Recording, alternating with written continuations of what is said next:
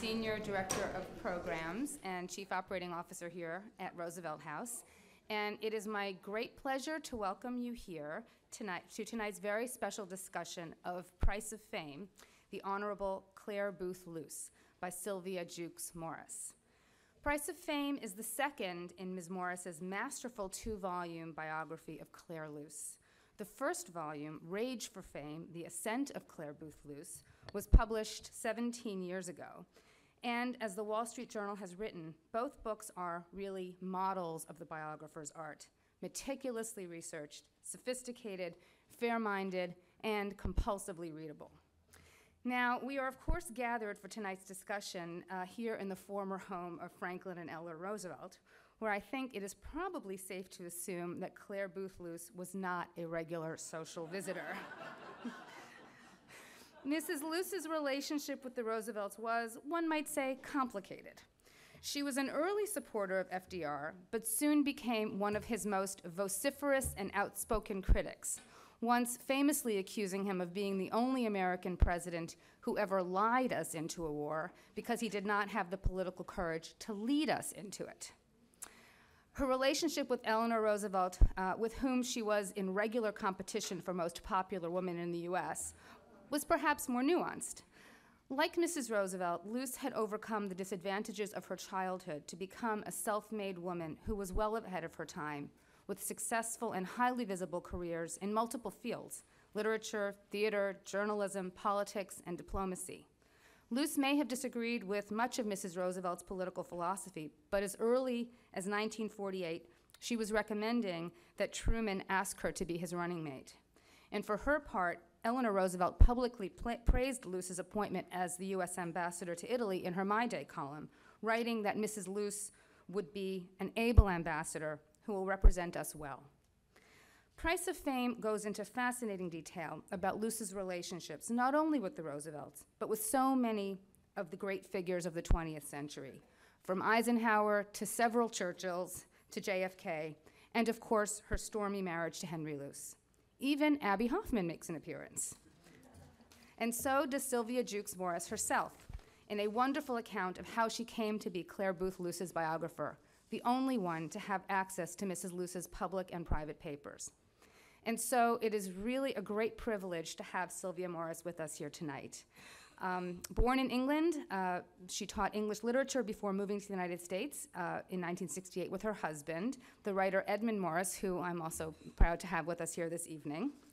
And she is also the author of a biography of former First Lady Edith Kermit Roosevelt, another person who, one might say, had a complicated relationship with the former residents of this house.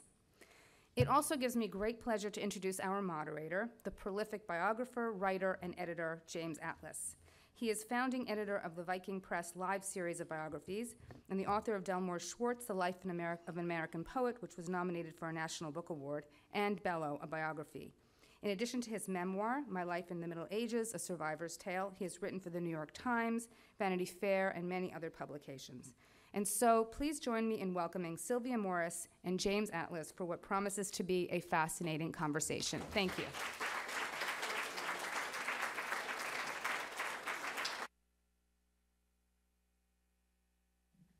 So are we supposed to actually use these? I feel like a crooner, like Frank Sinatra.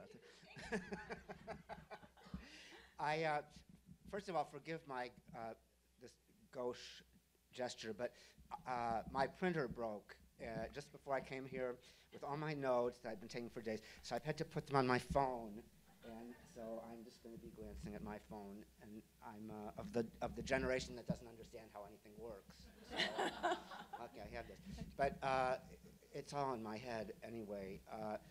The first sentence, though, I was going to begin by saying that I have known Clare for decades. Now, what is wrong with this sentence? And I couldn't stop doing it either. I don't know if you noticed, but it's always the last few weeks, Clare this and Clare that, we'll meet here, Clare. And I finally realized it's because Sylvia has done her job so brilliantly that she managed to convince the reader that she was her subject. And that is really the goal of what we biographers do. It's really to, in the end, become your subject, to spend, as you have done, now is it 34 years in your case, 1980, I saw a letter in here. You're close to the record, although others have, a few others have exceeded you, and your husband, Edmund, with his magisterial Theodore Roosevelt, has come close. Yes. In page numbers, since we're just doing the stats here, only a few biographers with their 5-volume biographies like Joseph Frank on Dostoevsky and Leonie Dell on Henry James have exceeded this distance. But one of the most amazing things about this book, one of the many amazing things, is that it does not feel long. As Dr. Johnson said of Milton's Paradise Lost, none would have wished it longer. I could have stood a few more pages, and it's told with tremendous pace and has the kind of galloping intensity of a novel, and yet it's also a tremendous work of scholarship. And Clare Boothe Luce is not someone on whom, as is often the case, one feels the subject wasn't large enough and didn't warrant a book of this size. The subject was this large and did warrant a book of this size, and I'm very glad that you wrote it in this way. As a professional biographer, if there is such a thing, I also read the footnotes and the index even, and the acknowledgments, and all this kind of apparatus that has come to surround and encrust the biography. And you've done a magnificent job on that part too. That's all part of the story. So I wanted to ask you if you would start by telling us a little bit about the great story that people love to hear, which is how you came to write it. And I want to say one more thing about Sylvia here, who I have known for many decades and is not Clare. She called me a few weeks ago. It was very important that we talk. We had to have a talk about, I thought it would be something to do with the logistics of this operation here. But instead, she said to me, I want to be sure that we talk about you and your biography. And believe me, I have no trouble doing this. But this was not the occasion or the moment, and I cited only to give further evidence of her generosity and the kind of generosity that's needed to write a book like this. But that's really the sort of begin at the end where this chapter is. Well, apropos of James, first of all, after he had finished his biography of Delmore Schwartz, he's like all biographers, he's sort of at sea, what next? And various people suggested various topics to him, and one of them was Edmund Wilson. So he went and he looked at the archives, and he saw it was a very meaty project, but he also knew that Edmund Wilson had written a lot about himself. And he spent about 5 years just thinking about whether he would do this or not, knowing it would take him 10 years to write after that, at least, and decided he didn't have the taste for it. He didn't really like Edmund Wilson. And so that fell through.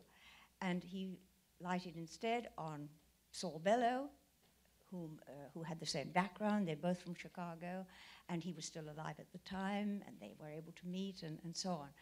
So this is a long way of saying that, in a way, the subject finds you.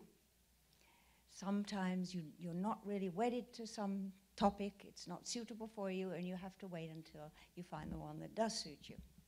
And in the case of Clare, I'd finished the biographies for some months before of Edith Roosevelt, and was literally looking in a file that I keep. I'm an inveterate newspaper and magazine clipper about people that interest me. I always keep these articles. And something fell to the floor from the file. And I picked it up, and it was an interview with Clare Boothe Luce by the New York Times Magazine on the occasion of the opening, or at least the